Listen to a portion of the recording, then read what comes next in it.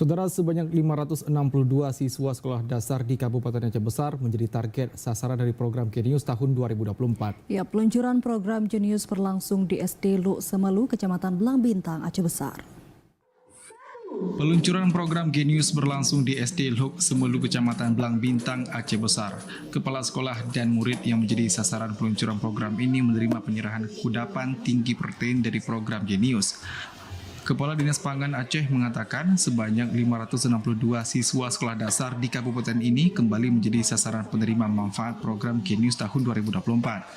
Selain 3 SD di Aceh Besar, program Genius tahun 2024 juga menyasar 3 sekolah di Aceh Jaya dan Aceh Barat dengan masing-masing 559 dan 562 orang siswa. Kendala sekolah yang sesuai membuat target siswa penerima sasaran program Genius tahun ini sebanyak 188 siswa dari target 1.700 siswa. Langkah program Genius ini juga sudah dilaksanakan sosialisasi Genius kepada seluruh wali murid yang menjadi sasaran kegiatan Genius. Sehingga bukan saja murid yang memahami pangan bergizi, tapi juga wali murid diharapkan memahami bagaimana pangan bergizi yang seharusnya dikonsumsi oleh anak-anak kita.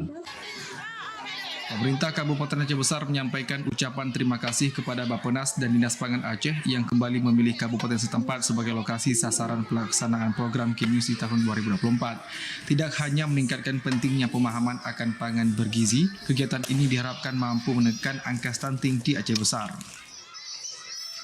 Terima kasih pada Kepala Bappenas, Kepala Dinas Pangan, Pemerintah Aceh, Bapak Gubernur yang sudah menaruh perhatian yang cukup besar dan khusus di Aceh Besar sudah sangat banyak ya instansi vertikal lainnya membantu kita bahu-membahu dan insya Allah ya saat kita terus menurun bisa kita tuntaskan.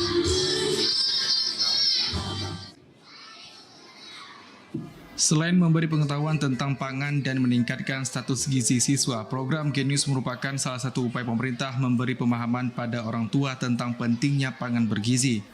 Program ini diharapkan mampu meningkatkan konsentrasi dan kecerdasan pada anak sehingga mampu melahirkan generasi emas Indonesia di tahun 2045 mendatang.